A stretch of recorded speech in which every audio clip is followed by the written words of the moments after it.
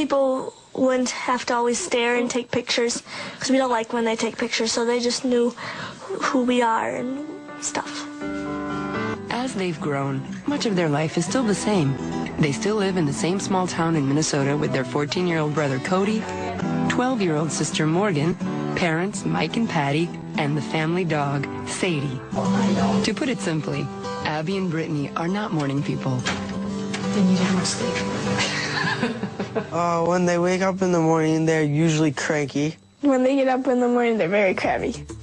From the moment they start their day, Abby and Brittany are an incredible display of teamwork. From doing their hair to putting on makeup, they appear to be totally in sync, but that doesn't mean they always agree. It's fine, don't touch it. Believe me, we are totally different people.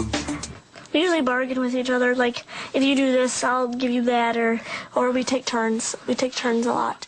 When they first started to drive, it was kind of scary because they would hit the brakes and go too slow and then go too fast and then too slow.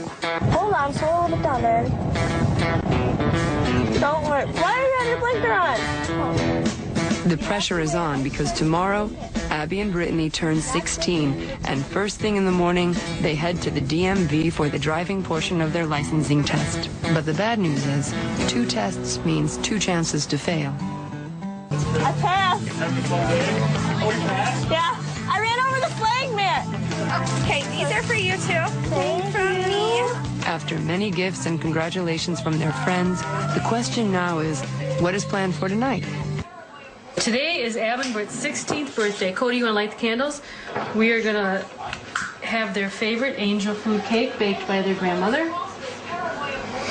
If we get the candles lit. Go. Make a wish. Cody, stop!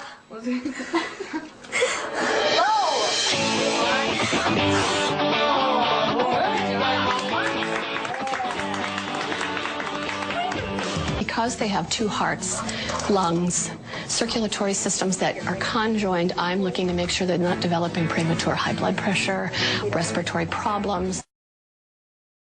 Perfect. There you go. Hey, how are you? Good, how are you? I'm okay. Oh, good. Haven't seen you in a while. No, just like 5 minutes ago, actually. Well, maybe. I watched you drive in. How was your drive? Good. Was it? The process of their ability to come together is fascinating for me as a primary care doctor, because above the waist they seem to function independently, and yet they can clap even though one controls one arm and the other controls the other. I ask them periodically what they feel and sense. One girl cannot sense touching on the other girl's arm and vice versa. The girls themselves are continually discovering more about how their bodies work together. And even the other day, they were on their bellies going, feel that, feel that, feel that, and Brittany'd say when she'd start to feel it. Many other questions on the horizon, like how will they date? You know, I hear them and their girlfriends talk about guys, but they probably aren't going to be sharing that with me right now, who they may have a crush on or what they're feeling, but I'm sure they do. I'm just the way I see them interact. The whole world doesn't need to know who we're dating or what we're gonna do and everything.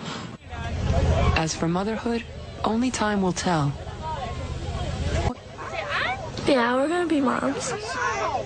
We haven't thought about how being moms is gonna work yet. We're just 16. We don't need to think about that right now.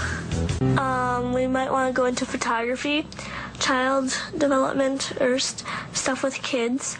Interior designing, architecture, or fashion design. You know, are they going to be hired as 1 or as 2? Are they going to be able to share salaries, or do they, you know, all of those things I think yet are to be determined. Abby and Brittany have chosen not to appear on all the talk shows or do interviews for the many magazines who make requests, although they could do hundreds. I've had TV people come up to me and say that I owe the world more of an explanation regarding Abby and Brittany. I don't owe the world nothing, and Abby and Brittany don't owe the world anything either.